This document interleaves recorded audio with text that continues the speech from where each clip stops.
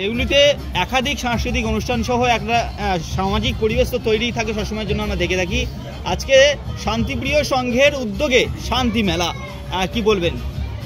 দেখুন, আমরা বিশেষ করে আমরা গ্রামে বাস করি, আমাদের এলাকার মা বোনেরা বিশেষ করে তারা তো আর বাইরে বিভিন্ন বড় বড় অনুষ্ঠান যে কলকাতায় বা বিভিন্ন জায়গায় হয় যেতে পারে না।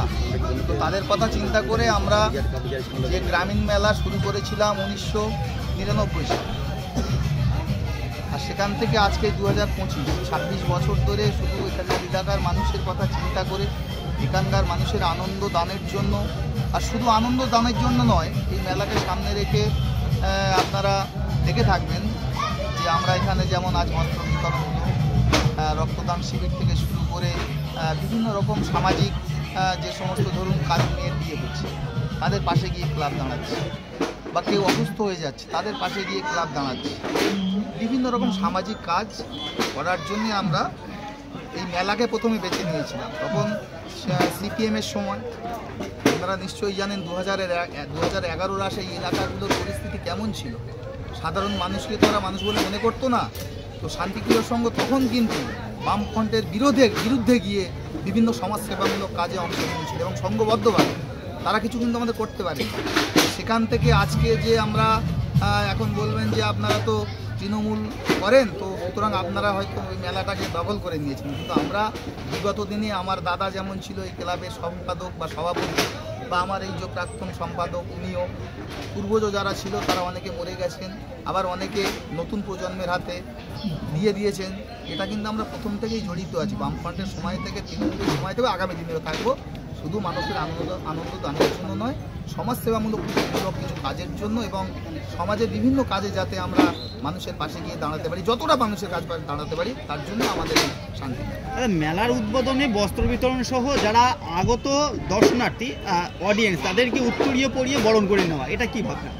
দেখুন, মানুষকে সম্মান দেওয়া এটা তো মমতা বন্দ্যোপাধ্যায় আমাদেরকে শিখিয়েছেন, এবং এই মমতা বন্দ্যোপাধ্যায় শুধু তিনি শেখাননি যে তিনি যেমন গরিব মানুষকে মর্যাদা দেন, তেমনি একটা বয়স্ক মানুষ কেউ এলেন তার গলায় একটা উত্তরীয় পরিয়ে তাকে একটু বরণ করে নিলে তার মনটা কিন্তু ভালো লাগে।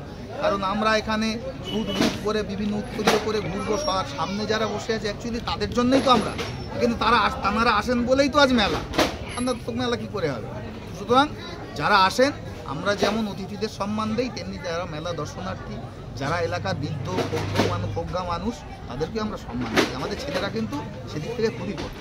2 সপ্তাহব্যাপী মেলা, এলাকাবাসীর উদ্দেশ্যে কি বার্তা থাকবে আপনাদের ক্লাবের? এলাকাবাসীর উদ্দেশ্যে একটাই বার্তা, যে মেলা মানে মিলন ক্ষেত্র, এখানে সর্বধর্মের মানুষের একটা আসবে, তাতে করে আমাদের যে সম্প্রীতি, বাংলার যে সম্প্রীতি আপনি দেখতে পাচ্ছেন যে বিশেষ করে এই বিজেপি আসার পর মানুষের মধ্যে যে বিভাজন তৈরি করার চেষ্টা করেছিল, আমি বলবো যে হয়তো অনেকটা ভাবে তিনি তারা সফল। কারণ আজকে যেন আমাদের ভাবতে হচ্ছে ও হিন্দু এই মুসলিম, এই ভাবনাটা তো আগে ছিল না। তো আমরা এই মেলার মধ্যে থেকে এলাকার মানুষের জন্য একটাই মেসেজ দিতে চাই, আমরা বাঙালি, আমরা হিন্দু মুসলিম শিখ খ্রিস্টান, আমরা ভাই ভাই, আমরা একসঙ্গে থাকতে চাই। যারা সমাজে বিভেদ করতে চায়, যারা মানুষের মধ্যে হানাহানি করতে চায়, যারা মানুষকে কুসংস্কারের মধ্যে রেখে দিতে চায়, তাদের বিরুদ্ধে আমাদের আন্দোলন, এবং তারা তো সমাজের ভালো চায় না, তাই সেই সমস্ত মানুষ থেকে দূরে থাকতে হবে এবং তাদেরকে জবাব দেওয়ার জন্য আমরা বিভিন্ন রকম অনুষ্ঠানের মধ্য দিয়ে তাদেরকে জবাব দেব। এটাও একটা প্ল্যাটফর্ম তাদেরকে জবাব দেওয়া। Thank you. আপনার নাম পরিচয়?